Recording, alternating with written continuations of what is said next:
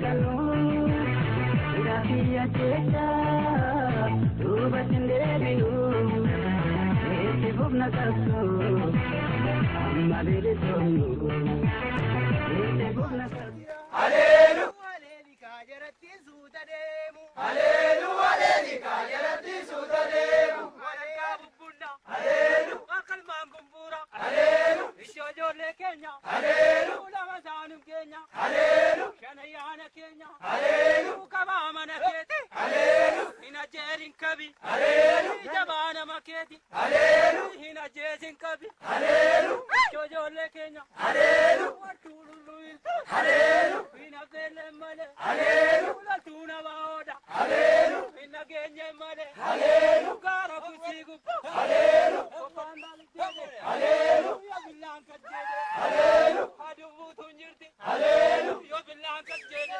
Hallelu na tudu tunjirti Hallelu ya weni Hallelu ya utana laga Hallelu yo silo lubade Hallelu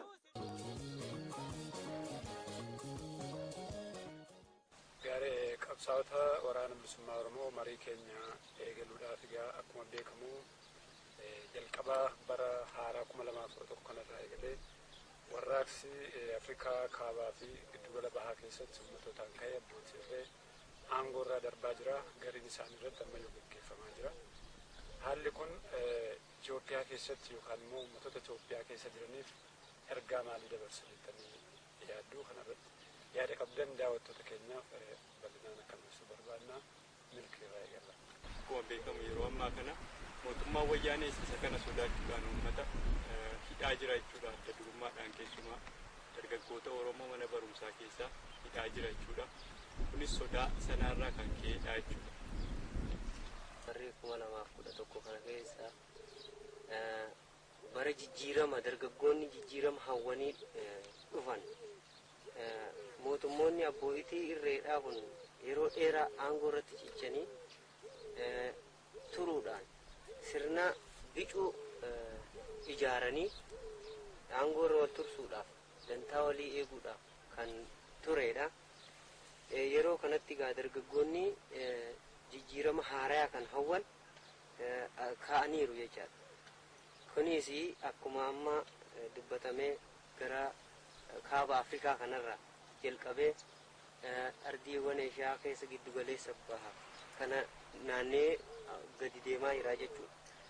Akkuma beekamu gaa biyyattii qarqara Itoophiyaa jirtutti illee wanni kun haaluma sanaatiin mul'ateera jechuudha.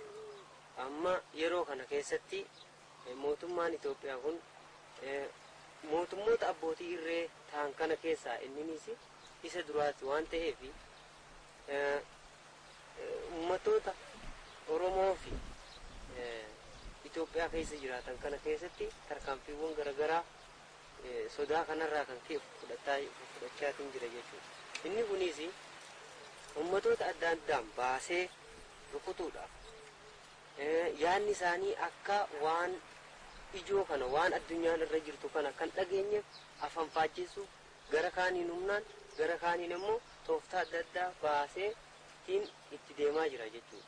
Kana keessatti tokko uummattoota adda babaasee rukutuu kana keessatti kan inni sodaa irraa qabu guddaan humna guddaas kan ta'e uummanni Oromoodhaa gaaffii mirgaa akkanumatti yeroo adda addaatti kaafate dhiyeeffataatiin waan tureef ammas waan itti jiruuf isa kana sodaachuurraa biyyoonni addunyaa kun akka isaan kana irraa fudhatanii ittiin ka'aniif uummattoota Oromoo kanarratti xiyyeeffatee dura isaan rukutuudhaaf amma yeroo ammaa kana keessatti waan addaatu deemaa jira jechuudha Oromiyaa kana keessatti. Inninis barattoota kaan barnoota irraa ari'aa kaan immoo jimlaan hidhaa jira jechuudha. Hidhaa kana keessatti waan adda addaa irra gaggeessuudhaan akka isaan mirgaa kana yaadachiifne sammuu isaanii rukutuu yaada ijoo godhatee socho'aa jira jechaadha. Gaarii qabsaa'umaan mootummaa wayyaanee barattoota Oromoo sabboontota dargaggoota Oromoo erga dhufee aangoo qabatee hidhaadhuma jira ajjeesaa jira.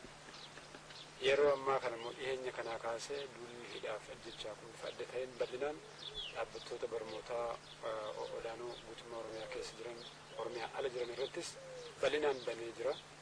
Ammatti haala adda ta'e akka barattootaaf dargaggoota irratti akkasumas sabboontota irratti duubu kan godhe maaltu jira? Inni haaraan maal? Egaa kun wanti haaraan sochiiwwan ammaan tana addunyaa irratti deemaa jiran kan keessattuu Afrikaa fi mootummoolee abbootii irree kanarratti kan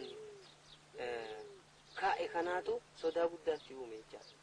Inni kuni gara biyyattii kanatti uummanni Oromoo tokko bar dhiitamaatis ture, hidhamaa ajjeefamaa ture jechuudha. Isa kanaaf akka fakkeenya warra addunyaa kana fudhateetiin ittiin kaanee fi warra silaa waan kana silaa warra qaroo ta'an qabee hidhuu karoora baafatee deema jechuudha.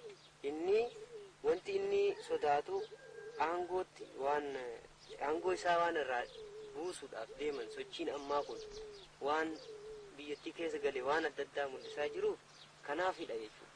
Kanaaf ajjeesaatis jira jechuudha. Sochii sanarraa duubatti deebisuudhaaf jechuudha.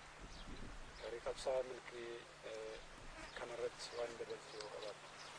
Ayyee kanarratti wanti dabalu akkuma jaalirraa tuquudhaaf malee yeroo ammaa kana egaa mootummaan wayyaanee fincila addunyaa irratti keessumaa kaaba Afrikaa keessatti ka'ee fi sochii uummataa kanaa sodaachuurraan kan ka'e gara biyya keessaattis immoo achi as deebisuudhaani gaaffii akkasii kan qabu eenyuudhaa kan jedhu waanta beekuufi irra caalaa Oromoo irratti xiyyeeffate duula kana oofaa jirachuudha. Nammaa kun adda jechuudha inni gidduu kanaa kuni.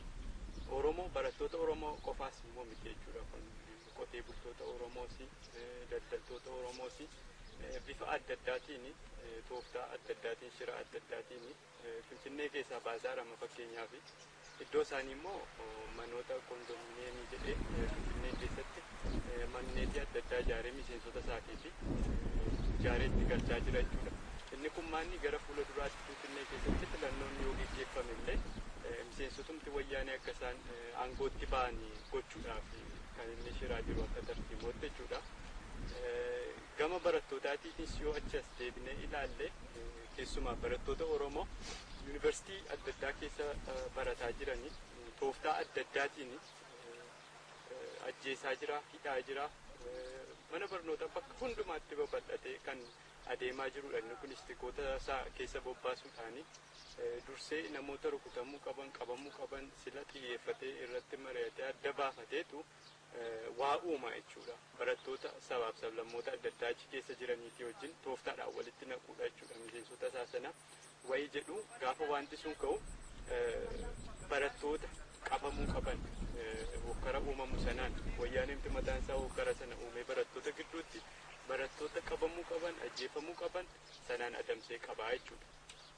Isa kanaaf egaa barattootni Oromoo yuunivarsiitii keessatti argamanis isa kana hubachuudhaan shira wayyaanee kana doomsuu qabu meeshaa ta'uu hin qaban kan jedhudha jechuudha. Gaarii biyya sana keessatti akkuma Oromoo cunqursaa mootummaa wayyaaneen kan dararamaa jiran sabaaf sablammoonni adda addaa jiru. Akkasuma immoo roorroo sana jalaa ba'uuf qabsoo bifa adda addaan gaggeessaa kan jiran Oromoo qofa miti sabaaf sablammoonni adda addaan jiran akkasuma dargaggoonni barattoonni hedduu jiran. Kan hunda keessaa mootummaan wayyaanee Oromoo qofaatti baasee yeroo hunda argeetti gootee kan irratti kan roorrisu sababii maaliif? Egaa sababni wayyaaneen Oromoo irratti xiyyeeffatee roorroo kana yookiin duula kana irratti banaa jiruu fi inni guddaan Oromiyaan teessummaa lafaatiin iyyuu dura biyyattii keessatti argamti. Qabeenyi biyyattiis diinagdeen biyyattiis Oromiyaa keessaa madda. Humni namaas illee Oromiyaa keessaatu madda. Isa kanaaf egaa Oromoon humna guddaadha waan ta'eef biyya sana keessatti yoo Oromoon jalqaba rukutame sabboota warra kaan illee rukutuudhaaf jechuudha. Sababni isaas akkuma abbootii isaa kanaan duraa gaafa Oromiyaan koloneeffatamte sabootii biyyattii hundi isaanii koloneeffatamanii seenaa marrakkaa jira jechuudha kun. Minilik mataan isaa jalqaba Oromoo rukute, goobanaa qabate, Oromoo warra kaan ittiin hacuuce, isa booddee darbee kaa'oo xoonaa